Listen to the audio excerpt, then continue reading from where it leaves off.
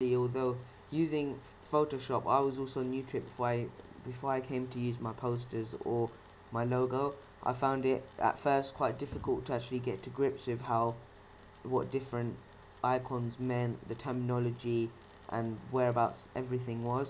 But after about a few goes at it, I was very confident and fluent with my user on it. So overall, Photoshop is user friendly, and once you get used to it and create a few images on it, but and excels in also does it in that department, to be honest. Next, I'm gonna be talking about um,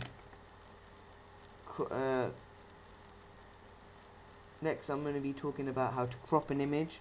I've vaguely shown you how to crop an image using the little zoom tool and the crop tool for my logo, but I'm just gonna show you just in more detail the advantages of the crop tool and in Photoshop. So I'm just gonna open up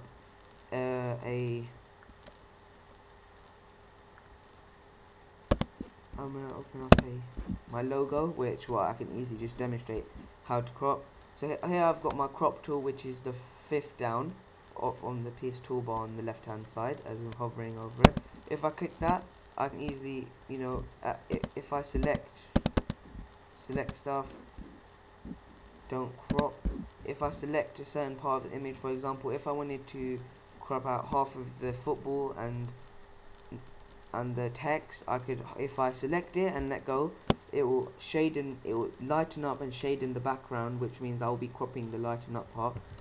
If I double click outside the brightened up part of the image,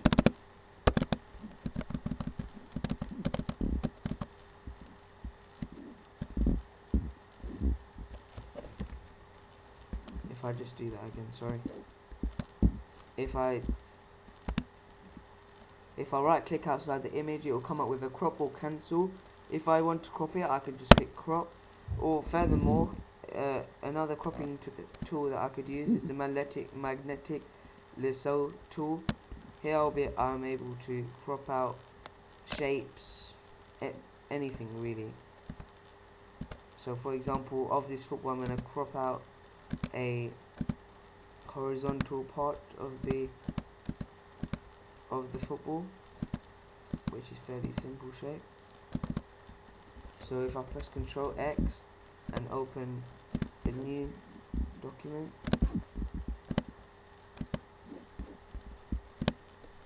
like so,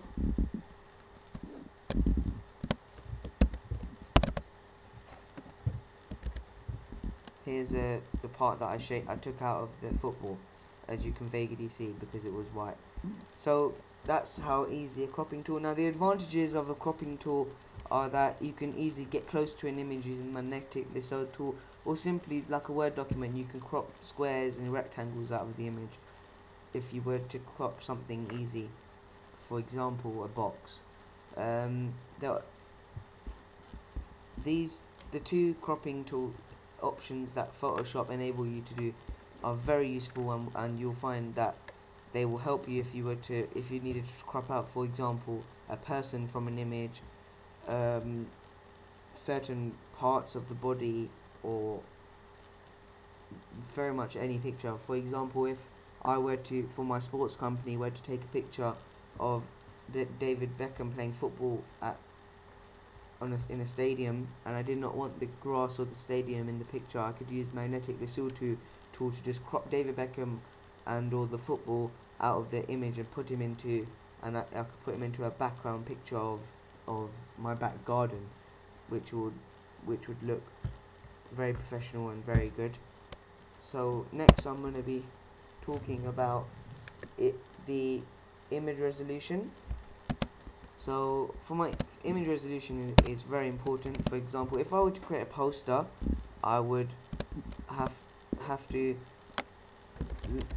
if I click on Photoshop and new and open or Control O, it would come up with a box that asks me to name it, present clipboard, and also change the width, height, resolution of the actual page that I'm going to be editing. So a poster would have to be centimeters 19 by 29, which is an A4 size, and the resolution and pixels would have to be around 72, which is fairly clear. You would not want it too much, otherwise it will distort. It will cause the distort images to be. It will cause images to be distort on your poster or on your image on your printed version.